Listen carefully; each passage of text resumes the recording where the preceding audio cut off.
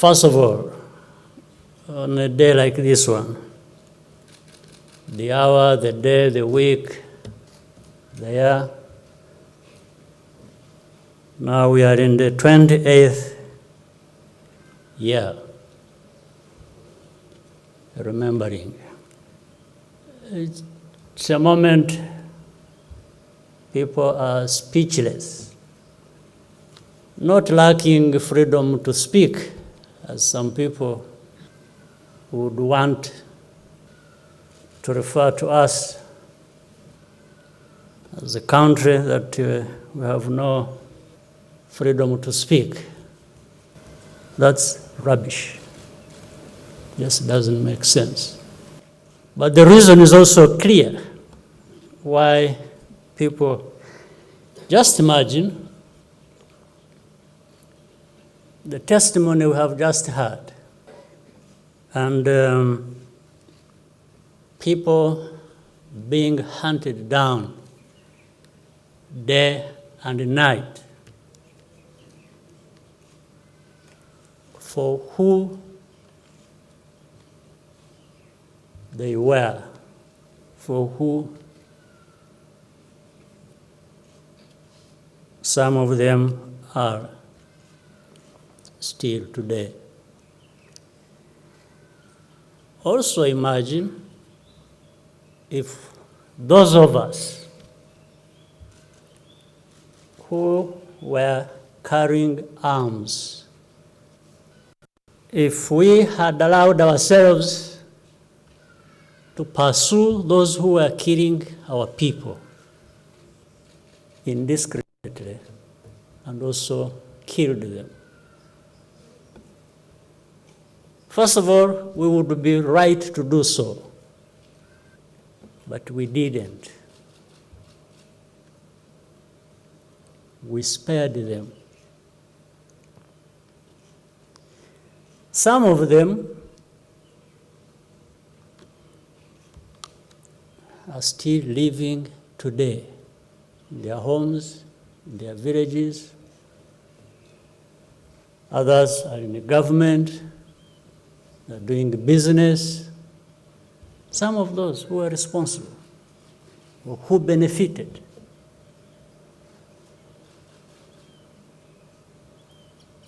We didn't do that.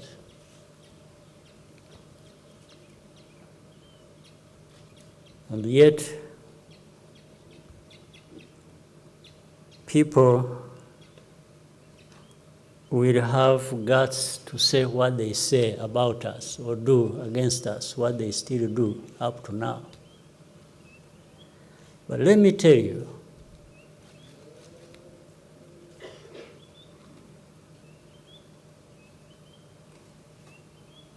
we are a small country, but we are big on justice.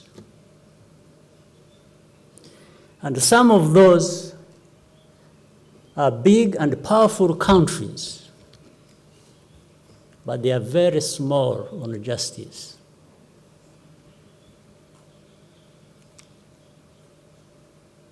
They have no lessons to teach anyone, because they are part of this history that saw over 1 million of our people perish. They are the cause. And the Rwandans just executed, killed their fellow Rwandans. But the history of that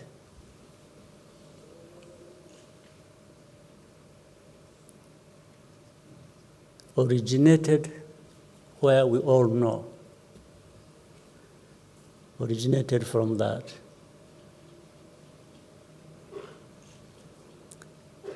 So the very reasons that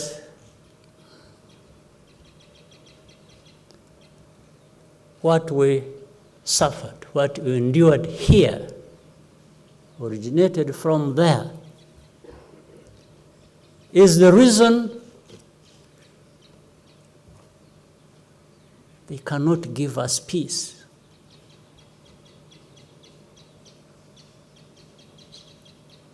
They want to cover up their responsibility.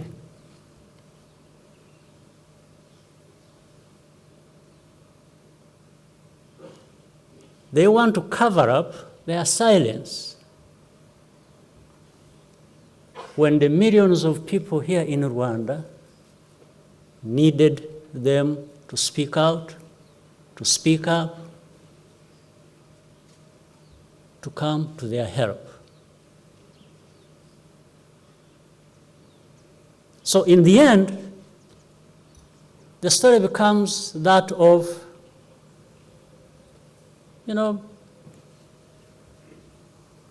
these Rwandans, these Africans, are just killing each other. They are killing themselves. So there is no one who is right, there is no one who is wrong.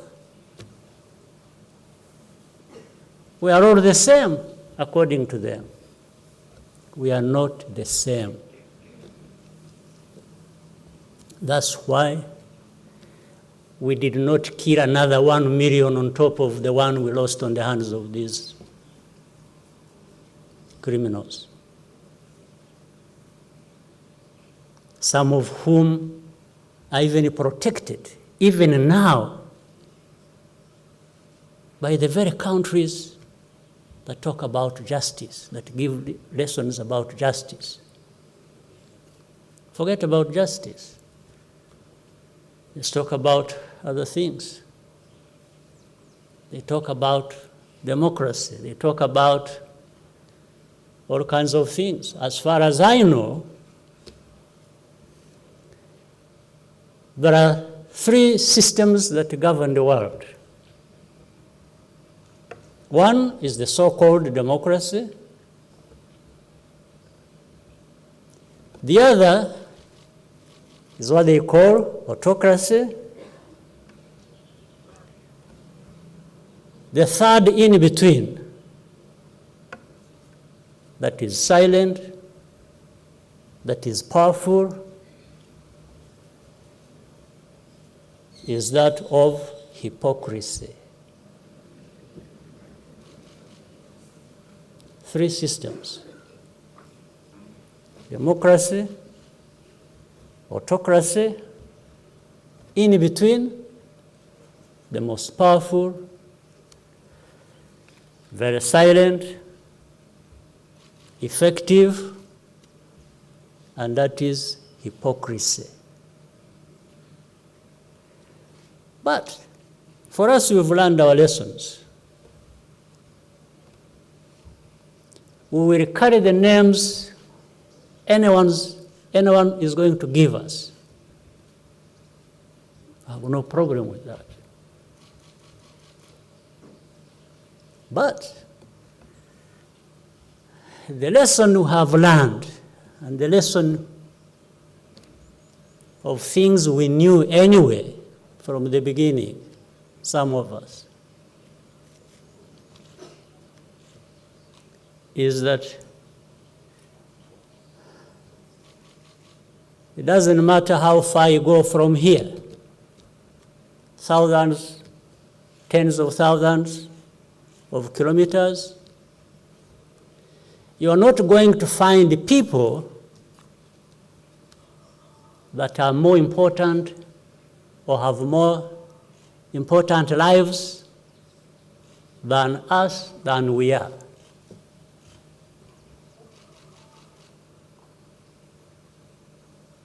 No, there are no more important people anywhere than we are. There are no such more important lives than ours. Much as our lives were destroyed, were wasted, as this testimony given by the young man there tells us. I will say all these things just even for the benefit of our young people, that, those who were born at the time are now 28. That growing must have taught them the lessons of our history, the history of this land, the land in which you find the very brave men and women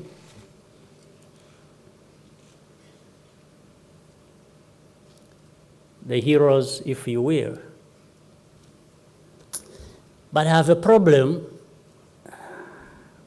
with the word hero and its definition, because there is no hero in our situation like this one. And because when you are talking of heroes, you are talking of a situation that was so bad that it had to have heroes for doing what they did, the right things, the good things, to save themselves and to save others from what was wrong that was going on. But then I asked myself, maybe the best thing is not to have heroes. It is not to have that situation that produces heroes. Like in our situation, how does one become a hero? And you know, you've lost 1 million people over.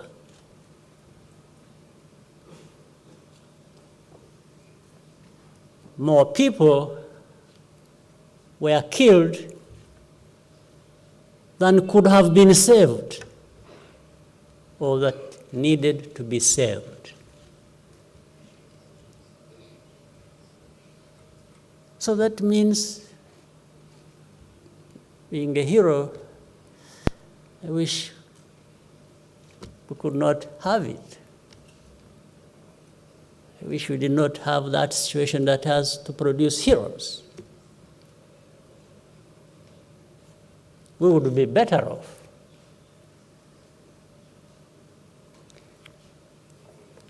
And another thing I have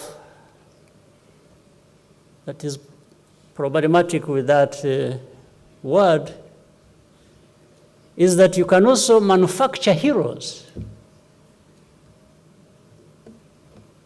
You can decide to baptize somebody a hero, especially when you are powerful.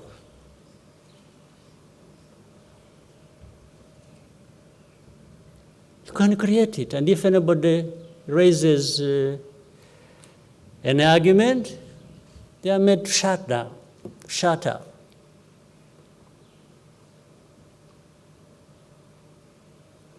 That's what I meant when I said the powerful are powerful, they are big, but small on justice.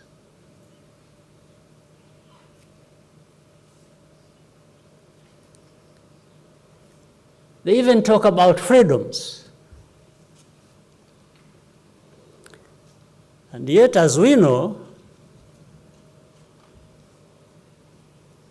they create false stories about a people, about Rwanda, about genocide. And when you argue with the facts and you want to present facts that actually they also know, there is that power to tell everyone not to give you space to express your opinion, to answer back. to argue. And yet they are the same people who will start accusing others of lack of freedom to express themselves. What I'm talking about is not an old story in terms of when it last happened. No, it happens even today. You'll find a renowned newspaper in some powerful place falsifying stories about us, about Rwandans, about the genocide, about our history. And when somebody wants to say, look, that's not correct. This is what it is. These are facts.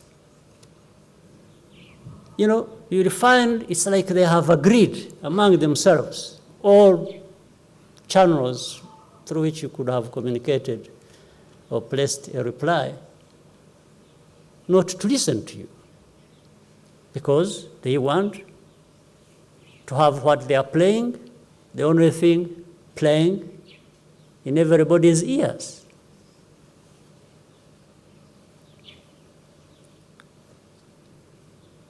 But make no mistake,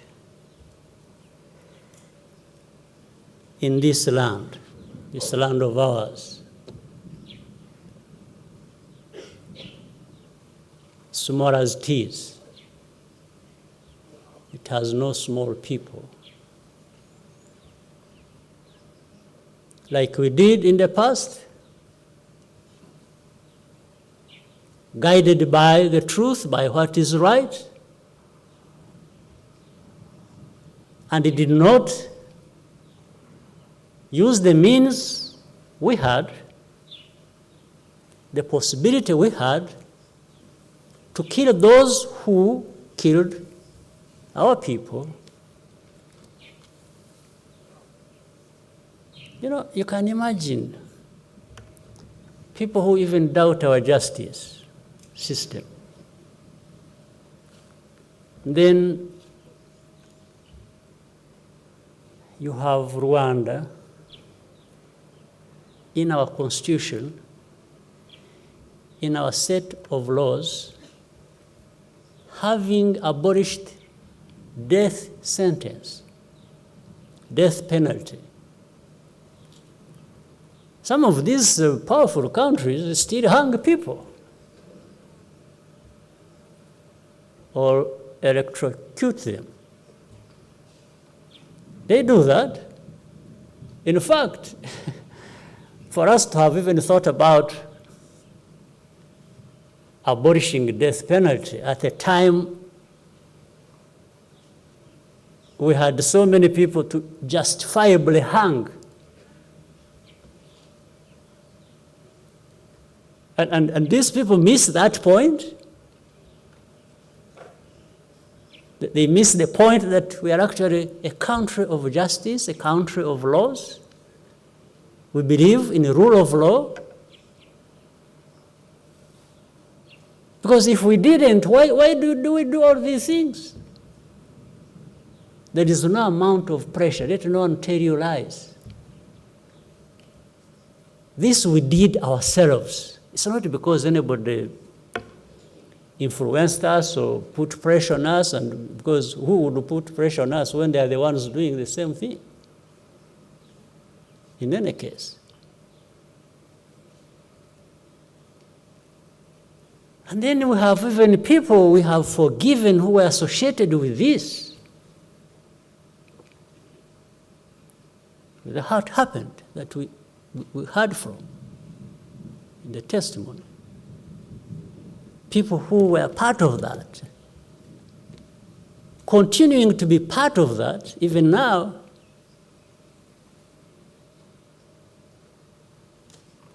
and forget that we have actually forgiven them.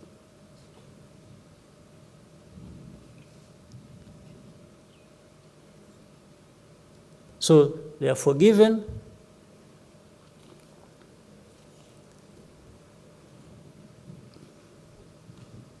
They had been tried by the courts, found guilty, so many years. In the middle of serving their sentence, we forgive them. Next, these are the people supposed to bring to Rwanda democracy. It's a joke.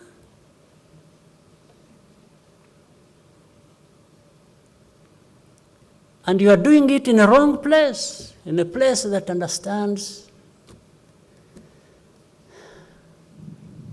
many things about us, our limitations, but our power to defend and protect this land and the people of this land. Those people who go around talking nonsense every day, they should take a moment and remember a situation like this we are talking about today. That, in actual fact, also remember that it has produced different people in this land.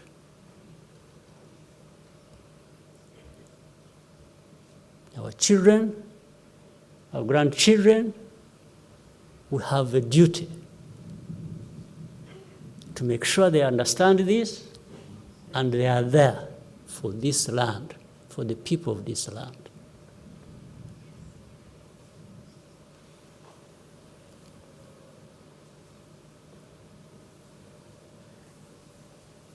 Well, but we also know many things, including our limitations. We have no power to stop it or to prevent it.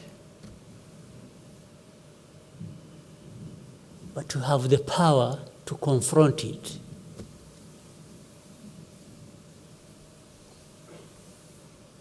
It happens every day. But this gives us, some of us, a good opportunity to remind people of all this. I cannot end without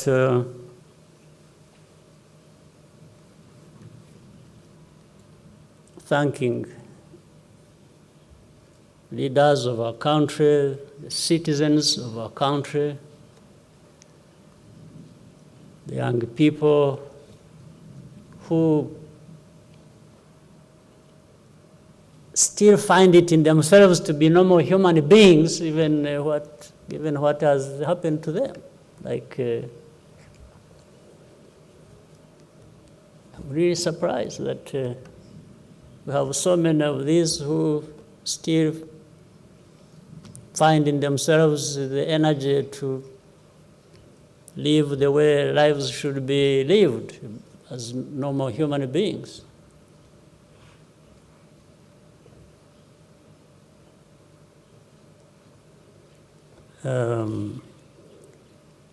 But the most important thing is these very hard, bad lessons should never be wasted. In the last 28 years, every year that passes makes us stronger and better people. And for being who we want to be, we shall be the ones to decide, not anybody deciding for us what and how to be. For those who keep running their false stories and imagine people could not even, I think to be fair, the majority of the people in this world recognize what happened here and give it the name it should be called. Again, but there are others who say, no, but you see, No, it's only not Tutsis who died. It's also others. I mean, first of all, you're just saying the obvious. In that situation, what you're saying is obvious. But I think here we're talking about something else. You know, when people, everybody knows here, or those who want to know, there are people who are called cockroaches here. Cockroaches, the name cockroach was reserved for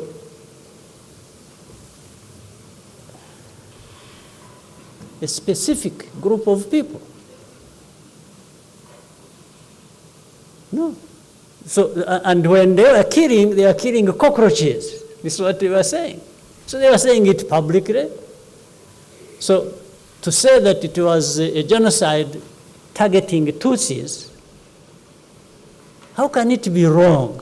How can it be questioned? How can it be argued about? Unless you have something else, another problem.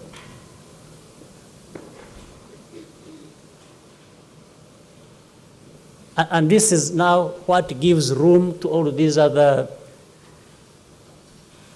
genocidaires to start talking about championing democracy. Their newfound breed of people who are democratic, who want to bring to Rwanda democracy. Rwanda that lacks democracy and lacks freedom of speech and lacks everything normal and human.